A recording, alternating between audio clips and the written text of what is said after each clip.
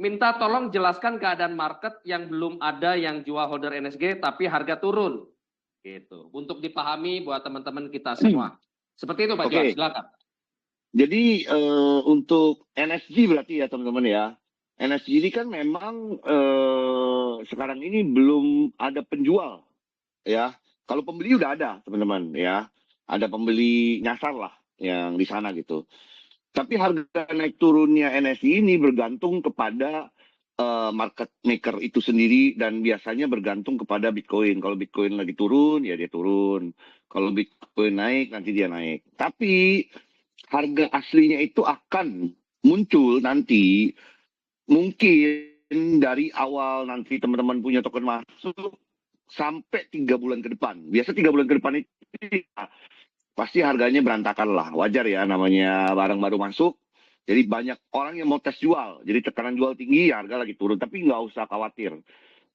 Seperti yang saya bilang ke teman-teman semua, selama komunitasnya aktif, developernya aktif, token yang turun pasti akan naik ya. Bisa naik, dia bisa turun lagi untuk koreksi teman-teman. Jadi yang penting posisinya adalah kita harus ingat rumusnya holder is the winner. Selalu teman-teman ya. Orang-orang yang jackpot di dunia kripto itu selalu holder ya. Yang pemenangnya itu selalu holder. Yang beli murah, jualnya harga mahal. Jangan dibalik. Jangan belinya mahal, lagi turun, dijual gitu loh ya. Kebanyakan seperti itu 90%. Jadi kita harus ikut yang 10%. Mumpung teman-teman udah menjadi bagian dari NS Community, belinya dari developer, dapat barangnya murah, jangan dijual murah teman-teman ya. Jadi jualnya harus harga mahal. Ya, baru kita bisa merubah hidup teman-teman. Oke. Bagaimana kalau kita butuh duit harian? Nah, seperti yang saya lakukan, saya, Benny, Lo, dan teman-teman elit yang lain itu, ya kita nge-build, kita bangun, kita jelasin ke teman-teman sekeliling kita, daripada kamu beli kripto di market ya, mending kamu beli ini deh, peluangnya masih besar, harganya masih murah, ya kan? Buran akan segera datang dalam waktu 1-2 tahun ini. Jadi kamu cukup beli sedikit, simpan, anggap lupa, setahun 2 tahun kemudian panen. Mungkin bisa dapat 5 kali lipat, 10 kali lipat, 20 kali lipat, kurang lebih seperti itu. Ya, kenapa saya confident bahwa token ini pasti akan naik gitu ya? Karena saya punya pengalaman teman-teman di 2019 saya bangun satu proyek waktu itu bareng sama Edo dan beberapa teman lah Chihuahua ya kan. Proyek itu hanya rame di Indonesia kawan-kawan. Tapi bulan datang ya, itu token kita keangkat juga gitu ya. Token pertama naik 30 kali lipat, token kedua naiknya 50x lebih ya. Jadi bulan itu untuk proyek yang masih aktif, kebanyakan itu pasti akan ikut naik teman-teman. Jadi ingat, saat ini adalah saat kita akumulasi ya. Panennya kapan? Ya nanti mungkin 6 bulan kemudian kalau bulannya datang, setahun kemudian, atau bahkan bisa jadi waktu produk disiap nanti keluar, demand-nya naik tinggi, itu bisa jadi kita jackpot juga duluan. Intinya poinnya ingat selalu bahwa aset kalian itu kalian dapat sangat-sangat murah. Jangan dijual murah juga, nggak bisa kaya teman-teman. Ya harus dijualnya itu paling nggak minimal 10x kayak 20x kayak 30x baru berasa duitnya kawan-kawan. Ya, begitu, Dave. Yes, Pak Johan. Jelas sekali teman-teman ya. Clear sekali jawaban dari Pak Johan untuk pertanyaannya Pak Fani. Pertanyaannya sangat strategis dan penting buat kita semua. Kenapa? Karena banyak teman-teman di market, di lapangan, di beberapa kota yang didatangi oleh saya, Bro Edo gitu ya. Itu masih ada beberapa yang masih belum memahami tentang kondisi ini Pak Johan. Tapi terima kasih banyak sudah berikan kita pemahaman, pandangan agar Pak Fani dan teman-teman yang ada sekarang di Zoom dan lain di tempat lain bisa diberikan pemahaman ini. Ya, thank you teman-teman. Silakan ada lagi yang mau ditanya. Ya, baik. Ini ada dari Ibu Marta, Pak Johan. Ya, Bu Marta ini salah satu peserta Zoom yang saya lihat konsisten. Perhatikan pertanyaannya, pasti orangnya juga mau belajar. Pertanyaan adalah, adakah pengaruh positif atau negatif dengan adanya perang di Middle East bagi NSGP dan DCF? Pak Johan, silakan. Oke, sebenarnya kalau efek perang itu pasti akan ada efek, pasti ya, yang namanya dunia finansial ya. Sedikit banyak pasti ada efek, Bu. Ya. Tapi balik lagi, kalau saya nggak mau pusing dengan berita-berita seperti itu. Berita mau perang kek, suku bunga Fed naik kek, suku bunga Fed turun kek, atau Presiden Amerika ganti, atau tarifnya naik 100%. Saya nggak mau terlalu pusing dengan berita-berita itu. Kalau kita ikutin, kita nggak bakal bisa ngikutin. Jadi kalau saya simple rumusnya. Saya tahu selama saya masuk dunia kripto sampai hari ini, dari 2017 sampai hari ini, setiap 4 tahun pasti ada waktunya panen, ada waktunya harga token itu turun semua gitu loh ya. Jadi saya bagi dua nih, 2 tahun turun, 2 tahun naik ya. Jadi mau berita perang dunia keberapa, mau berita COVID, mau berita apa, hal itu pasti akan terjadi. 2 tahun turun, 2 tahun naik kurang lebih ya. Rumusnya kurang lebih seperti itu. Nggak benar-benar pas 2 tahun ya, tapi kurang lebih aja gitu teman-teman ya. Jadi kita pakai rumus itu aja sebenarnya ya. Sama seperti waktu saya bilang proyek saya sebelumnya itu besarnya waktu COVID itu teman-teman. Jadi waktu COVID pun ternyata kripto bisa naik puluhan bahkan ratusan kali lipat gitu loh ya. Jadi sebenarnya yang penting kalau kita mau main di dunia kripto, kita mengikuti cycle besarnya. Jangan ikutin berita kecil-kecilnya kawan-kawan, bisa pusing ya.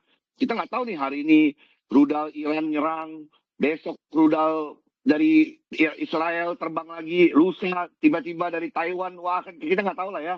Kalau tiap hari diikutin bisa gila ya. Jadi saran saya pokoknya kita tahu setiap 4 tahun sekali ya selalu ada yang namanya bull run atau bull cycle.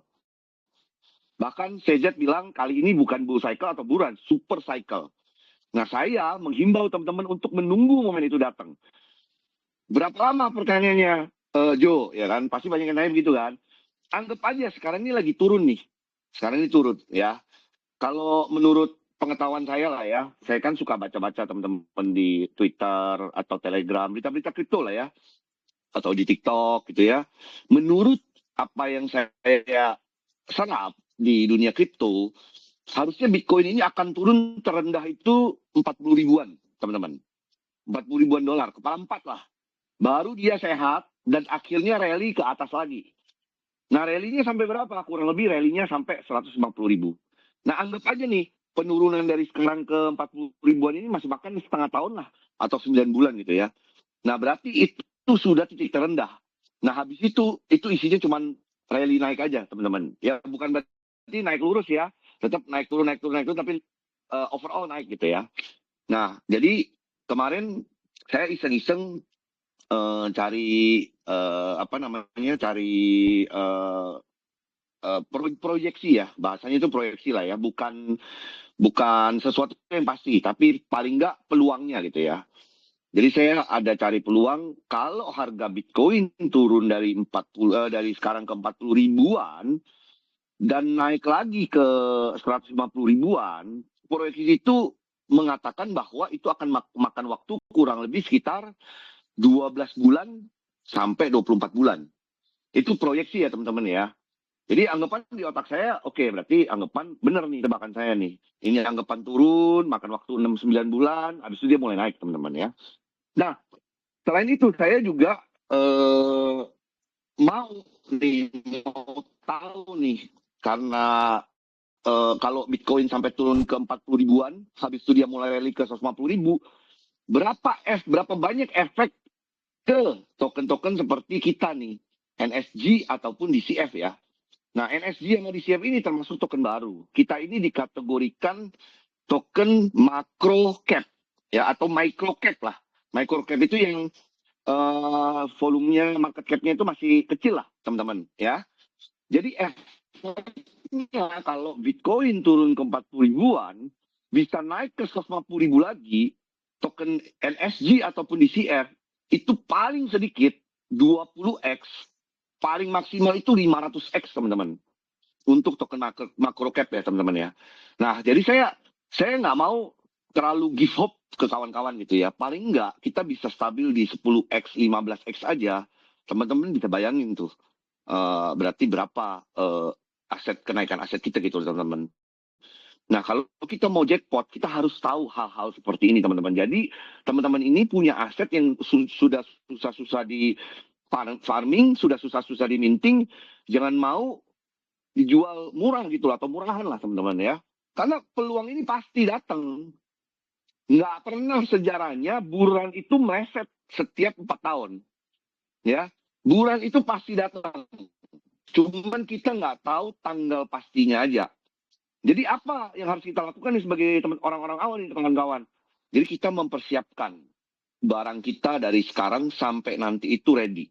Jadi misalnya ada yang punya target nih, oh kalau kata Joni maksimal 10 kali lipat nih, saya kalau mau punya 10 miliar, saya harus punya berapa token ya, NSG ataupun DCF gitu. Jadi kita udah bikin matematika sendiri, ya. Nah, di saat seperti inilah kalian bisa mengakumulasi dengan cepat. Karena kalau token ini sudah rally ke atas, teman-teman, akumulasinya udah susah. Contoh ya, hari ini kita main DCF, kawan-kawan. Per hari itu kalau kita masuk yang 10.000, berarti per hari itu kita dapat 80 poin lah bahasanya USD ya. Kalau harganya sekarang kita masih dapat itu berapa ya? 4 ribuan token ya, benar nggak, Des? $80 bagi ya 4 ribuan ya harusnya ya. Ya. Sebentar ya kawan-kawan ya. 80 bagi 0,0. Nah, 4 ribuan lah ya. Nah, bayangkan kalau nanti sudah mulai rally, harga satu DCF itu 0,5. Berarti $80 kita cuma dapat 160 token.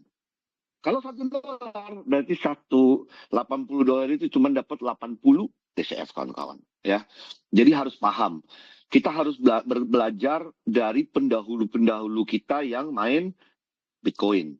Mereka dulu mining gampang. Sekarang mining 1 Bitcoin susah, kawan-kawan. Ya, dulu gampang. Tapi bisa gampang dulu, kesalahan mereka adalah dibuang-buang. Ya. Karena mereka mikir ini nggak ada harganya. Ya, jadi dibuang, dilupakan, ada yang dibuang ke laut, tong sampah, waduh, macam-macam lah. Ya, sekarang dikorek-korek lagi ya, ada yang dikorek-korek sampai juga udah nggak nemu lagi, teman-teman ya. Jadi kita jangan melakukan hal yang sama ya. Karena kenapa saya bilang? Ingat, bulan itu pasti datang. Ya, jadi saya nggak tahu harga ini bisa naik ke berapa, saya nggak tahu kapan harga token ini naik. Yang saya tahu pasti adalah bulan itu pasti datang. Jadi kita hanya menunggu momen itu untuk panen, teman-teman. Oke? Begitu, Des. Yes, luar biasa. Baik, Pak Johan. Thank you banget untuk keterangannya yang clear sekali tentang pengaruh adanya perang seperti apa ya, lalu apa yang harus kita lakukan, pemahaman apa yang harus kita pegang, dan keyakinan apa yang harus kita pegang juga untuk mempersiapkan bulan itu tiba. Ingat kalimat kuncinya, tidak pernah tidak terjadi, selalu terjadi. Tapi kita tidak pernah tahu ya tanggal dan bulannya seperti Pak Johan bilang. Tapi momen itu pasti datang. Teman-teman, Anda harus punya aset yang banyak, Anda kalkulasi berapa yang Anda mau pecahkan impian Anda ketika momen penting itu datang. Terima kasih Pak Johan. Ada lagi pertanyaan, dan Ibu Marta bilang terima kasih untuk Pak Johan juga. Terima kasih Ibu Marta. Ada pertanyaan dari Pak Awan. Sama-sama, Bu. Skema rilis token NSGP apakah akan sama dengan DCF ke L-Bank, Pak? Skema rilis NSGP apakah akan sama seperti DCF ke L-Bank, Pak? Tadi Zoom ketinggalan, apa sudah dibahas? Dari Pak Awan. Oke, thank you Pak Johan. Skema rilis NSGP apakah sama? Skema rilisnya jelas berbeda ya, teman-teman ya. Tapi gini ya, teman-teman harus paham bahwa di dunia developer atau kripto tidak ada kata pasti, teman-teman ya. Jadi developer akan melihat nanti. Kalau sekarang kan di siap kita udah lihat jelas nih, oke, dengan proses rilis hariannya, proses rilis yang 90 hari ini, ternyata harga ini bisa bertahan gitu ya. Jadi dia akan biarkan seperti itu, teman-teman ya. Perubahan hanya akan terjadi kalau developer melihat sesuatu yang berbahaya untuk komunitas. Nah, NSGP ini kan belum mulai rilis nih. Jadi saya juga belum bisa bilang, oh ini pasti skemanya akan terus seperti ini atau seperti apa, saya belum tahu. Tapi nanti ternyata berjalan, rilisnya ini, vestingnya ini belum mulai berjalan. Ternyata nih, bulan tiba-tiba datang. Ya, kita ngomong dalam waktu 3 bulan, 6 bulan, siapa yang tahu kan, benar? Tiba-tiba bulan. Itu skema bisa berubah. teman-teman. Ya, dalam artian berarti kalau ada uang menyambut datang ke pasar, itu siap-siap barang ini harus ready di market gitu loh teman-teman. Nah, ada juga option kedua adalah, oh ternyata nih setelah vesting yang kita coba sekarang ini tekanan jualnya ini terlalu over nih. Kayaknya harus ada di stabilin sedikit. Itu juga bisa dirubah. Jadi saat ini saya belum bisa memastikan NSG itu seperti apa finalnya. Yang pasti ikutin aja dulu seperti yang sekarang ada, which is sebulan kurang lebih sekitar 4%-an dibagi per 2 minggu 2%-an teman-teman. Ya, kalau di CF pun sama kurang lebih seperti yang sekarang. Kalau kita mau instan kena potong 30%, kalau kita mau direct nggak mau kena potong, kita bisa pilih yang 92 hari teman-teman. Ya, kurang lebih seperti itu, brother. Baik, Pak Johan. Clear sekali Pak Wan ya untuk NSGP dengan DCF seperti apa, tapi kalimatnya mari kita garis bawahi. Yang ada sekarang kita ikuti, tapi perubahan yang ada, penyesuaian, kata kuncinya penyesuaian yang ada itu dilakukan jika punya potensi resiko membahayakan komunitas dan ketidakstabilan ekosistem. Betul ya Pak Johan ya? Jadi teman-teman ingat kata kunci tersebut. Betul. Kalau kita komunitas yang memang peduli dengan apa yang sudah kita bangun, kita harus percaya bahwa penyesuaian untuk keamanan ekosistem kita sama-sama. Thank you Pak Johan. Mudah-mudahan Pak Wan memahami jawaban dari Pak Johan. Terima kasih. Dari Pak Frans, Manado. Ya, 1 minggu lagi kurang lebih saya akan sampai di Manado. Ya Pak Frans, mari kita ketemu. Pak Johan, realistisnya begini. Realistisnya secara pribadi, baiknya punya akun minimal berapa Pak Johan? Dan berapa maksimalnya punya akun? Begitu Pak Johan, silakan. Akun yang dimaksud ini di CF dan NSGP atau Yes, di CF saja dua-dua. Saya anggap dua-dua general ya. Ya, general Ya Pak Johan. general lah ya. Teman-teman gini ya, kalau untuk akun ataupun berapa banyak token yang kalian mau itu balik lagi ke diri masing-masing, karena setiap dari kita ini punya kapasitas yang berbeda-beda ya teman-teman ya. Jadi kalau saya menyarankan yang penting adalah sesuai kemampuan teman-teman sendiri yang tidak membebani uang dapur, tidak membebani cicilan, tidak membebani hal-hal seperti itu. Karena gini teman-teman, berulang kali saya bilang, kalau kita mau jackpot, jangan pakai uang panas. Kenapa? Karena yang namanya crypto project, yang salahnya itu sebenarnya dari waktu aja. Ya, karena satu, developer butuh waktu untuk berkembang, untuk menambah ekosistemnya. Dia butuh waktu, ya, nggak bisa langsung semua jadi gitu ya, nggak bisa. Yang kedua, komunitas untuk berkembang pun butuh waktu teman-teman, ya. Jadi saran saya yang penting sesuai kapasitas masing-masing. Kalau memang mau dapat token lebih banyak teman-teman, jadilah builder seperti saya dan yang lain-lain. Karena builder ini kita punya banyak potensi dapat uang tambahan untuk beli token lagi. Maksudnya seperti apa? Contoh, saya sudah bangun tim nih ya. Berarti kan di bawah saya ini ada penghasil token ya teman-teman ya. Jadi di saat ada yang butuh nih, saya bisa bantu jual nih. Saya ambil di sini, kamu mau jual ya, udah sini, saya titip. Saya jual ke orang baru ya, isi uang. Isi uang ini saya bisa pakai untuk bangun tim, saya bisa pakai untuk buka beli token murah lagi, saya bisa pakai teman-teman, bahkan bisa buat pakai tambahan buat ajak istri, anak jalan-jalan, benar nggak teman-teman? Nah itu kelebihan builder ya teman-teman ya. Jadi saran saya kalau memang mau hanya taruh pribadi, pakailah uang yang tidak mengganggu hal-hal yang tadi saya sebutkan. Ya jangan sampai udah jadi orang awal nih di NSGP atau di CF nih, ya kan? Sebulan sebelum jackpot tiba-tiba urgent harus bayar cicilan lah, bayar ini, akhirnya pasrah jual semua nih, jual untung sedikit apa bahkan jual balik modal gitu ya. Ternyata sebulan kemudian jebret aja bulan naik, tiba-tiba harga token NSGP naik 10x, 20x, di CF naik 30x, 40x, akhirnya tokennya nggak ada, yang ada gigit jari teman-teman ya. Itu pernah terjadi sama saya. Jadi waktu 2017 ya kalau nggak salah ya, saya ada sering sharing ya cerita ini berulang-ulang teman-teman.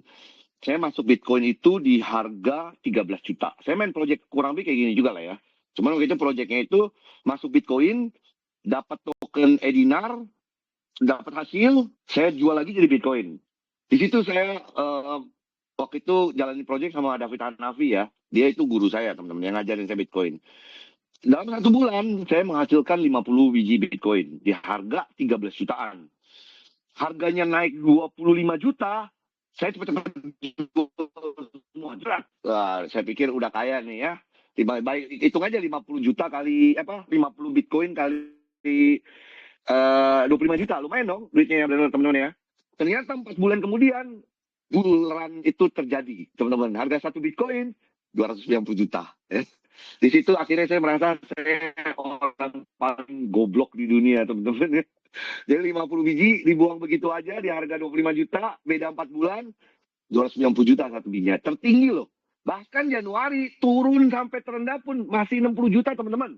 2,5 kali lipat dari harga saya jual, teman-teman. Ya. Jadi pahamin seperti itu. Jadi jangan sampai kita ada di posisi kita pakai uang panas, karena uang panas kita harus bayar cicilan, bayar ini, bayar itu, akhirnya token yang harusnya kita bisa simpen dengan tenang, terpaksa dijual. Setelah itu jackpotnya datang. Jangan sampai seperti itu, kawan-kawan. Ya, Dev, begitu, brother. Mantap sekali, jawabannya jelas sekali ya, teman-teman ya, untuk jawaban dari Pak Johan ya, untuk pertanyaan dari Pak Frans, gitu ya. Pak Frans ya, clear ya, Pak Frans ya. Semoga bertambah lagi keyakinan Pak Frans, sudah mengetahui jawaban yang jelas, yang tajam. Kita bisa kembangkan di Manado, Pak Frans. Terima kasih Pak Johan. Pertanyaan berikutnya dari Mr. Ferry Pekanbaru. Tanya Pak, koin NSG dirubah ke BNSG atau WBNSG dan WNSG? Apakah koin NSG tersebut dibakar di sistem atau masuk kembali ke dalam sistem tanpa dibakar? Silakan Pak Johan. Itu di-ban. Semua yang ditukar WB itu semua di-ban ya, teman-teman.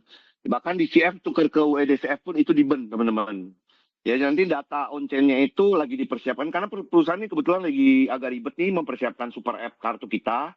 Tapi setelah itu nanti kalian bisa jelas nih melihat berapa banyak token. Kita akan kasih brosur dan transaksi hash ya, di mana tiap minggu itu ada report berapa NSG yang di-ban, berapa DCF yang di-ban, teman-teman ya. Yes, Gitu, thank you. benar. Yes, thank you Pak Johan. Clear sekali ya Pak Ferry ya. Jadi mengacu kepada PDF yang sudah memang jadi official materi dari kita semua dan informasi dari Pak Johan ya, melengkapi itu dan mempertajam materi bahwa NSG yang dikonversi di swap menjadi WBNSG, WNSG atau BNSG itu melalui mekanisme burn ya Pak Johan ya. Ya, jadi teman-teman sekarang kita memang lagi dalam proses dalam tahap pengembangan super app, jadi mohon ditunggu. Nanti semua transaction hash-nya bisa teman-teman cek setiap minggu. Thank you Pak Johan. Ya, semoga menjawab pertanyaan Pak Ferry dengan puas, ya, dengan tajam sekali. Dari Mr. Kumis, Pak Johan, semakin sedikit suplai bahan mentah NSG, apakah waktu untuk mendapatkan 3 kali lipatnya juga akan semakin lama? Atau sebelum habis suplai bahan mentahnya, apakah bisa di stop minting NSG tersebut? Kalau untuk NSG, dari nanti waktu barang teman-teman yang pertama kali masuk ke exchange saja itu akan lebih lama lagi, teman-teman. Jadi lamanya sih nggak kayak Bitcoin ya, langsung belah dua nggak. Kita pakai gradually. Gradually itu maksudnya bertahap, teman-teman ya.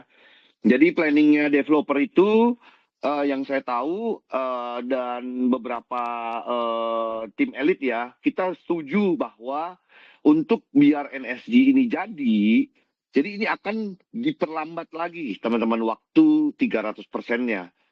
Jadi buat teman-teman kurang lebih ya, harusnya waktu nanti mulai masuk ke listing itu, token yang dihasilkan itu akan diperlambat 3 bulan lagi. Ya, nanti berjalan berapa lama lagi akan diperlambat lagi 3 bulan, 3 bulan, 3 bulan terus saja.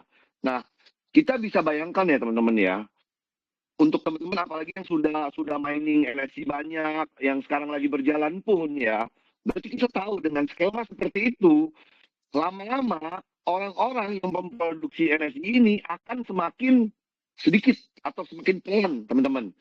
Ya, kayak dulu Bitcoin sebulan itu bisa ngasilin itu jutaan Bitcoin ya, dulu ya, awal-awal ya. Sekarang sebulan itu cuma menghasilkan kurang lebih sekitar 13 ribuan Bitcoin kurang lebih. Kalau nggak salah ya, datanya saya lupa lah ya. Jadi itu jauh banget. Nah, karena supply-nya menurun, demand-nya meningkat, otomatis ini bisa jadi emas, teman-teman. Ya, jadi nggak usah khawatir untuk sistem miningnya, perusahaan sistem mintingnya ya, perusahaan sudah punya skemanya, dia melakukan ini semua karena pengen barang ini jadi di market, pengen barang ini jadi mahal di market, teman-teman ya. Jadi walaupun nanti waktunya semakin lambat, teman-teman, jangan khawatir ya. Karena apa? Daripada kita cepat itu maksudnya gini, anggap saya punya token 30.000 cepat selesai nih, tapi harganya 0,00001 gitu ya. Atau lebih bagus nih, saya ngasilin token 300 doang nih dalam waktu 3 bulan nih. Tapi harga satu token ya $10 gitu loh, teman-teman. Paham ya maksudnya ya, perbedaannya ya. Jadi yang penting bagi kita adalah token ini seberapa tinggi atau seberapa berharga, teman-teman. Masalah waktu, kalian akan tetap dapat nilai jumlah yang sama, kawan-kawan. Ya, yang penting itu adalah harganya. Itu poin utamanya. Percuma kita dapat barang kita cepat-cepat, tapi harganya bubur.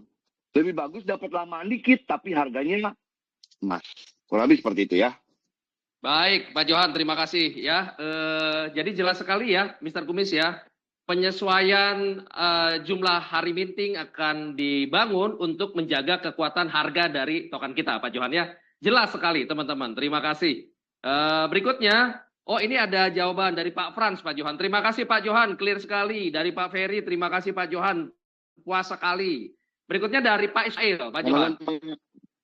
Pak Ismail bertanya, Pak Johan. Kalau sudah hari, token kita dijadwalkan untuk ke Meksi, terus jadi dolarnya butuh berapa hari ya? Oh, ini kayaknya proses jual setelah 100 hari. Begitu, Pak Johan, silakan. Ya, itu bisa langsung ya, teman-teman ya. Jadi kalau barang kita sudah selesai diklaim, bahasanya diklaim ya, entah NSC atau DCF, kita bisa klaim dia akan masuk ke token pocket kita dulu, teman-teman. Ya, harus paham ya. Setelah masuk ke token pocket, kita tinggal send kalau DCF ke L-Bank, kalau NSG ke Maxi, teman-teman. Nah, sudah sampai mendarat di yang namanya walletnya. Jadi di exchanger kita itu ada wallet aset kita. Nah, kita tinggal kalau memang kita mau jual, kita tinggal ke trade, habis itu tinggal limit sell ya, teman-teman ya. Nah, jangan pernah instant sell, kawan-kawan. Instant sell itu kayak anggapan nih kalian jual menurun ke bawah gitu loh, teman-teman. Ya, jadi misalnya kalian lihat harga energi, oke, saya mau jualnya di harga sekarang harga energi 0,16 misalnya ya. Saya mau jualnya di harga 0,16-an lah rata-rata. Nggak apa-apa, tulisan di limit sell 0,161 kayak 162 kayak gitu ya. Jangan di instan.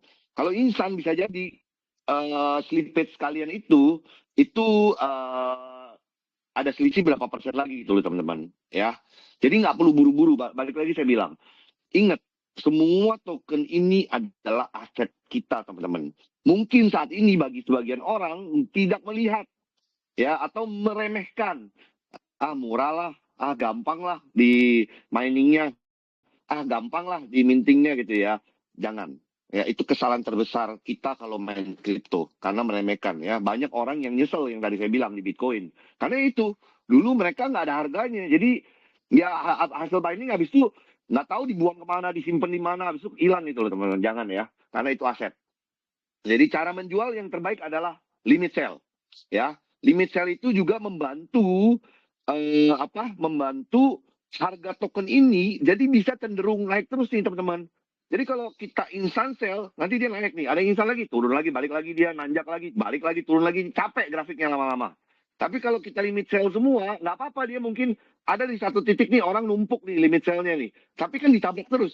Lama-lama temboknya jadi tipis, jadi tipis, jadi tipis, akhirnya tembus gitu loh, teman-teman. Ya. Tapi kalau semua berlomba-lomba instant sell, saya berani jamin token kita akan lebih lama jackpot, kawan-kawan. Ya, jadi kita harus kompak. Terutama yang punya token-token yang banyak, kita harus kompak. Ya, kalau memang urgent, butuh banget, jual limit sell. Kalau nggak butuh, jual harganya 10 kali lipat, 20 kali lipat dari harga sekarang. puji Tuhan setahun 2 tahun pasti sampai itu harga. Ya. Baik, mantap sekali dengan clear sekali ya teman-teman ya dari Pak Johan ya untuk pertanyaan, untuk menjawab pertanyaan dari Pak Ismail ya. Lalu ada Pak Derobi. Masa klip 100 hari sudah mendekati selesai. Apakah program staking dengan benefit BNB sudah bisa dijalankan? Begitu Pak Johan. Nanti kalau memang mendekati ini program BNB-nya akan muncul ya teman-teman ya. Jadi buat teman-teman yang merasa yang believer seperti saya, Yes. atau seperti tim-tim elit yang lain yang merasa oh saya percaya bulan itu akan datang. Nanti ada fiturnya, nanti kita akan ajarin ya bagaimana caranya men-stake untuk dapat BNB kawan-kawan ya. Jadi kan lumayan kan, sembari nunggu harga aset kita naik, ada BNB gratis ya dari developer gitu ya teman-teman ya. Wow, ya clear sekali teman-teman ya untuk program staking BNB. Mari kita tunggu sama-sama. Semua disiapkan untuk kekuatan dan kestabilan ekosistem kita, terutama kekuatan harga dari token yang kita bangun teman-teman ya. Jadi percayalah, mari kita tunggu sama-sama. Dari Mr. Kumis, Bang Joe, apakah token NSG dan DCF kedepannya bisa listing di bursa kripto di Indonesia? Nah, silakan Pak Joe.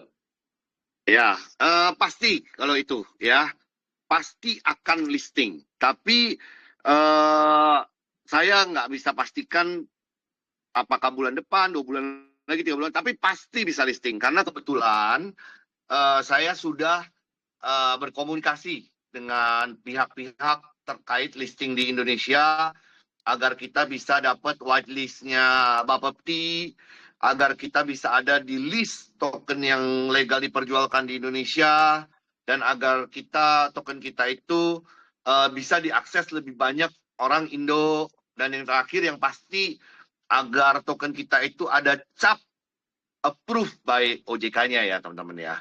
Jadi kasih waktu, semoga mungkin ya yang akan duluan itu DCF ya kawan-kawan ya. Kenapa DCF? Karena ada produknya.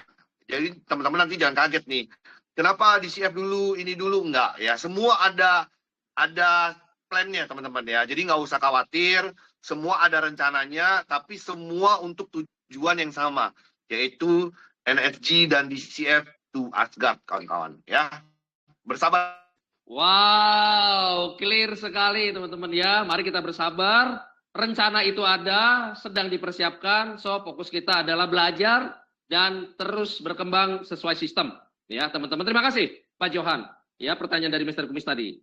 Berikutnya dari Pak Frans Menado. Pak Johan, untuk 3 kali NSG, ya maksudnya minting, dan 2 kali DCF, ya maksudnya hasil farming, apakah akan selamanya di akun kita atau suatu saat akan hilang dan jadi hanya modal awal doang? Silakan Pak Johan.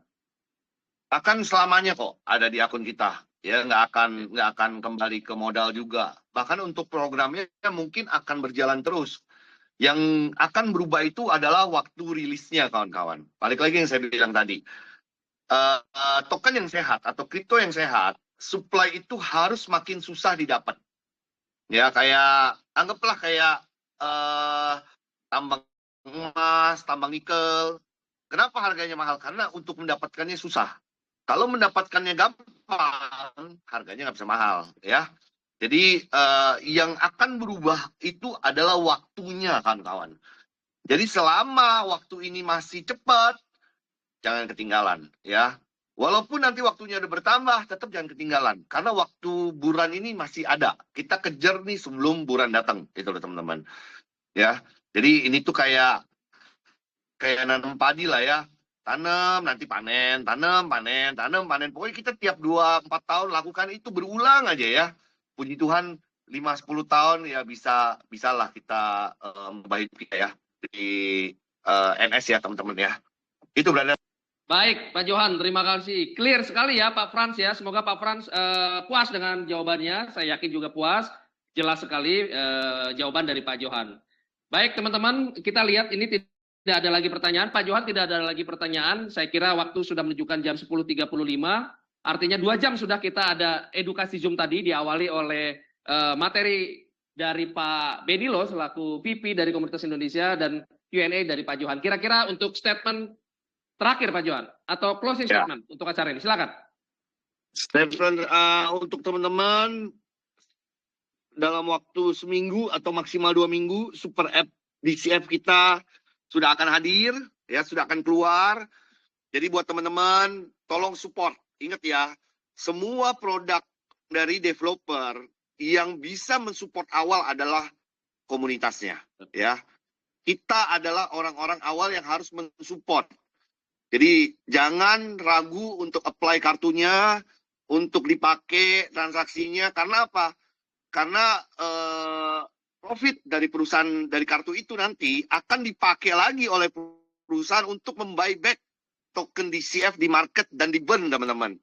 Ya, jadi tujuannya itu bagus, kawan-kawan ya. Jadi usahakan entah mau isi nanti $10 ke, $100 ke, $1000 ke. Bayangkan kalau semua member DCF atau member NS memakai ini bersama-sama, di videoin, dipromoin, apa segala macam ya. Saya percaya ya teman-teman, buran akan datang lebih cepat ke kita sebelum waktunya, teman-teman. Ya, tapi kita harus kompak, harus pakai ya. Jadi kayak kemarin kan teman-teman elit juga udah dikasih coba, tuh mereka udah pakai-pakai terus gitu ya. Habis-habis deposit lagi, habis deposit lagi. Mereka pakai terus teman-teman ya. Jadi saya berharap apapun produk yang dikeluarkan perusahaan, harap dukung. Dan saya yakin kartu ini adalah senjata andalan kita kawan-kawan ya. Dari sini kita akan melangkah ke tangga yang selanjutnya. Kita akan naik level lagi satu tingkat teman-teman. Kita akan bersaing dengan debit card kripto-kripto yang ada di dunia saat ini teman-teman ya. Jadi nanti kita akan kasih sesi untuk belajarin kartunya segala macamnya. Yang pasti terima kasih buat teman-teman yang sudah mendukung sampai hari ini, tetap support.